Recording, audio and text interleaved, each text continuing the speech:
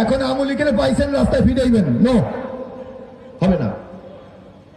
আমরা বিএনপি করি না, কলাপাড়া আওয়ামী লীগ আছে, আওয়ামী লীগ করে অনেক লোক আছে না? তা আওয়ামী লীগের সবাইকে অন্যায় করছে? সবাইকে মানুষের উপর নির্যাতন করছে? সবাইকে মানুষের ধন সম্পদ লুট করছে? অনেক ভালো লোক কলাপাড়া আছে না? আমি যদি আওয়ামী লীগ বিএনপি করে 15 বছর কলাপাড়া থাকতে পারি, তো ওনাদেরও রাইট আছে না কলাপাড়া থাকার জন্য? আর যারা অন্যায় করেছেন তারা অনেকে পলাইছে এবং তাদের বিচার করবে আদালত, আইনে করবে। আমরা কিন্তু কেউ আইন হাতে তুলে নেব। আমি এই বিএনপির নেতার কথায় একমত পোষণ করি, আর তার প্রতি আমার শ্রদ্ধা ও ভালোবাসা। কেন জানেন? কারণ উনি একটা উদাহরণ দেখিয়েছে। আওয়ামী লীগ ক্ষমতায় থাকাকালীন এলাকায় তো আমি বিএনপি করি, আমি ছিলাম, কথা রাইট।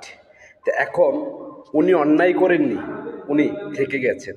তো আওয়ামী লীগের মধ্যেও আমার মতন এমন হাজারো সাধারণ মানুষ আছে যারা শুধু আওয়ামী লীগ দলটাকে ভালোবেসে একটা ভোট দিয়েছে। এখন তারা কি কোনো অন্যায় করেছে?